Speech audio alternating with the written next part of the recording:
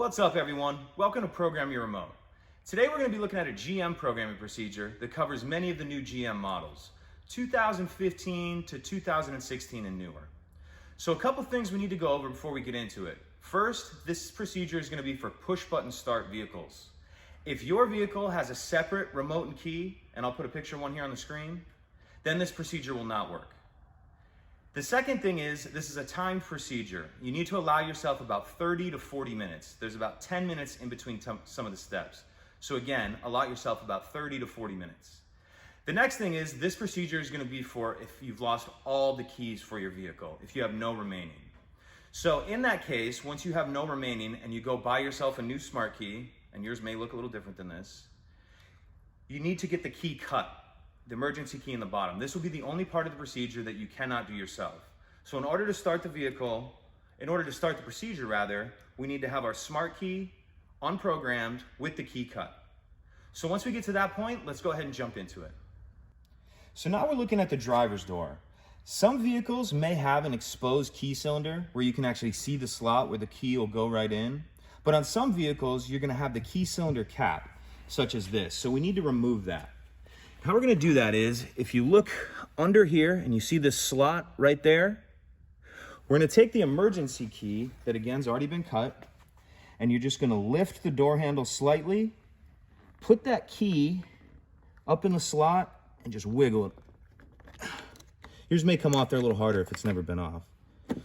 So once we have that off, now we have our key cylinder exposed.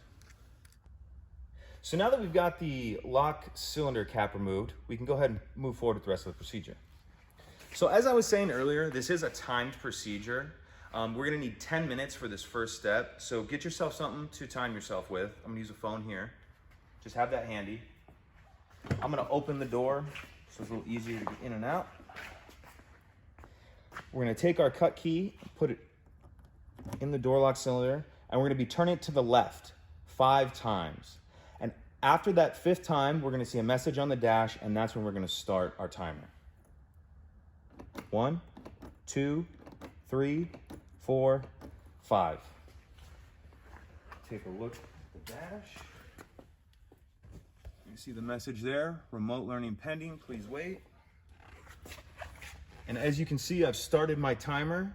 It takes 10 minutes for this step, so I'll check back in when we get close to that 10 minutes. So now we've hit our 10-minute mark. If your dash isn't lit up, you can go ahead and close, open the door. Now you're gonna see the message here. Press engine start button to learn.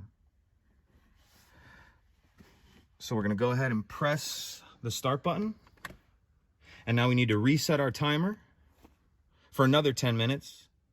And we'll check back in when we get close to time.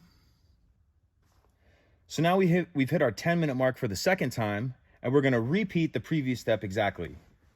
I'm gonna close and open this door just to get the light on the dash. And you'll see the message on there again. So we'll go ahead and press the start button. And then we're going to reset our timer. And we'll see you in 10 minutes.